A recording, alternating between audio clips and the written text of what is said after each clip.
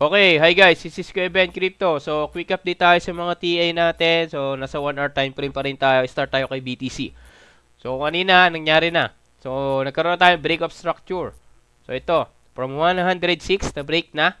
So, ngayon, ang bagong resistance natin is 106,394 yung lower resistance. Yung upper resistance naman natin is 107,105 yung upper resistance natin. So, ngayon, check natin kung ano yung possible kunin dito ni market. Pero for this one, approaching siya sa support. So, ngayon, check natin kung magkakaroon ng rejection dito sa support or magre-retest siya dito sa resistance. So, pwede kasi yon, possible yon. From dito, so kahit hindi niya makuha yung support, possible i-retest niya tong resistance. Pero for this one, possible kunin niya to eh. Possible magkaroon na ng ano dito. Kantiin niya tong support natin. So ngayon, kung hindi tayo nakapasok dito, from dito sa kanina, ang gagawin natin dito, so antayin natin kung makukuha tong support. So kapag nakuha si support, pwede tayong mag-trade. So kapag na-reject, pwede tayo mag-trade. So, paano yung ulit yung reject? Kapag pumasok sa support zone natin, katulad nito. Katulad nito ito. Pumasok sa support zone, rejected. So, pwede tayo mag-trade dito. Kung mapapansin nyo, yan, pumasok sa support zone. Tapos, biglang binalikan yung upper support natin. So, rejected yan. So, yan. Biglang nagkaroon ng retest dito, tapos diretso na angat. So, yun yun. So, ngayon, ang gagawin natin, antayin natin kung kukunin niya tong support. Kung mare-reject to. Kapag ma-reject to, pwede tayong mag-trade. So, ang support natin is, mga bossing, is 101,693.2. Yung upper supports. Yung lower support naman, 100,768.9. So, yan. Kapag kinuha tong support, so antayin natin mabasag. So, kapag nabasag yan, maghanap ulit tayo ng another support natin. Pero, kung rejected, possible, kunin niya ulit yung resistance. O, gaya nito. So, kahapon nagkaroon tayo ng profit dito sa 106. So, ngayon, nagkaroon ng retest. Tapos, binalikan ulit yung resistance. Tapos ngayon, possible kunin tong support. So, ayun yung abangan natin dito. So, tandaan nyo yung mga support natin. And resistance. Para kung sakaling makita nyo yung approach nung market, kung saan papunta, so, dun tayo pwedeng pumasok. So, next natin, si ETH.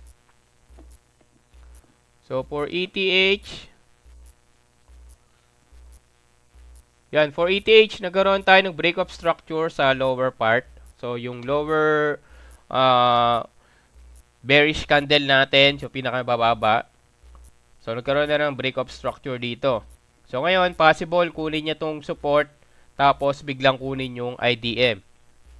So, possible nito, magkaroon ng rejection dito sa support, pero still, i-check natin kung rejected ba siya or bababa dito sa support natin. So, kapag bumaba dito sa support, rejected man or basag, pwede tayo mag-trade. So, kapag nabasag yung support, pwede tayo mag-short. Pero kapag rejected, pwede tayo long dito. Tapos, ang TP natin is itong IDM. Kasi possible kunin niya tong IDM na to. So, yun lang kay ETH.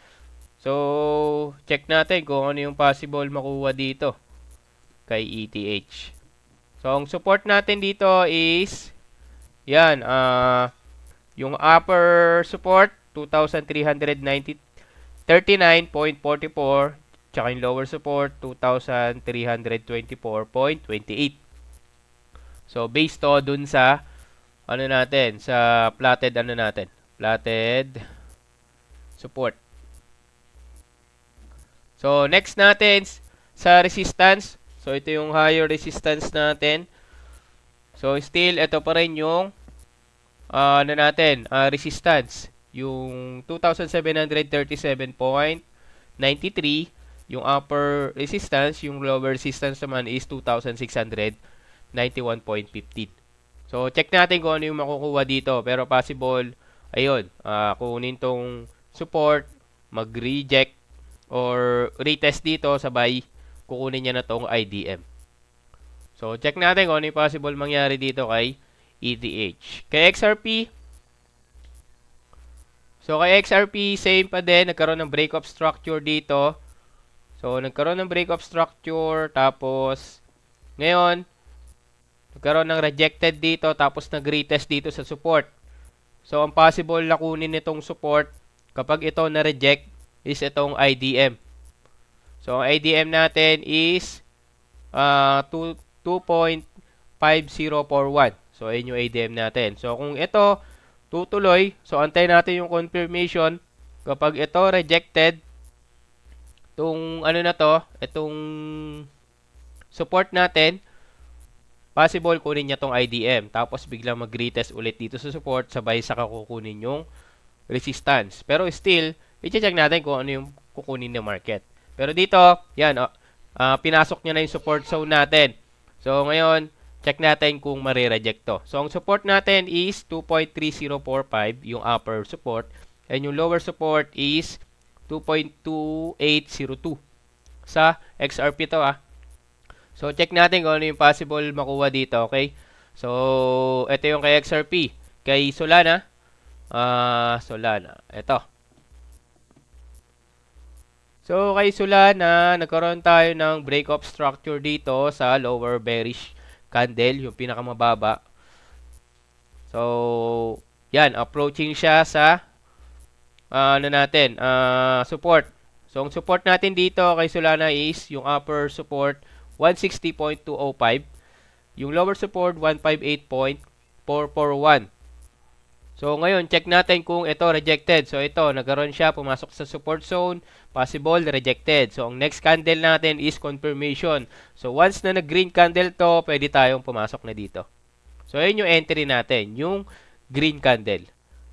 So, antayin natin muna. Ang possible na kunin nito is yung target natin na IDM. So, yung upper, yung pinakamataas na to. So, ito yung possible na kunin niya. So, ngayon, ito, nagkaroon ng break sa support natin dito sa bandang to. So, ngayon, check natin kung rejected tong, support. So, yun yung support natin, tanda natin, 160.205, tsaka 158.441. So, ang resistance natin dito, ito, 184.894, tsaka 183.710. So, check natin kung ano yung possible mangyari kay Solana. Pero, sa system natin, ganun yung nangyayari. So, kapag rejected yung support, possible kunin yung pinakamalapit na IDM. So, yun. Possible kunin niya yun. So, ito yung pinakamalapit. So, possible kunin niya to. So, antayin natin yung confirmation dito bago tayo pumasok. So, yun lang. Quick update lang tayo sa mga TA natin. So, medyo tayo ngayon. Medyo red blood tayo ngayon. So, medyo may puro puro stop loss. So, yan. Stop loss tayo kanina sa ETH. So, dito, yan, 30%. Kay BTC. So, yun. Yung sinasabi natin na walang 100% na TA. So, kailangan matuto lang tayo dun sa mga stop loss natin. So, wag tayong marami kasi ang ginagawa kapag natatalo, kumbaga, hindi sinasapuso yung pagkaroon ng stop loss. So, dapat maging lesson sa atin yon. So, kung nakita natin na mali yun, wag na natin ulitin. So, yun, hindi naman tayo walang perfect na na technical analysis. Wala ring perfect na trader. So, lahat tayo natatalo. So, kailangan maging lang tayo, maging observative. So, kung ano yung naging ano natin, kung ano yung naging SL natin, kung ano yung reason. So, ayun yung ano natin, i-take note na wag na natin ulitin yun. So, yun lang. This is Kuya Ben Crypto. Peace out.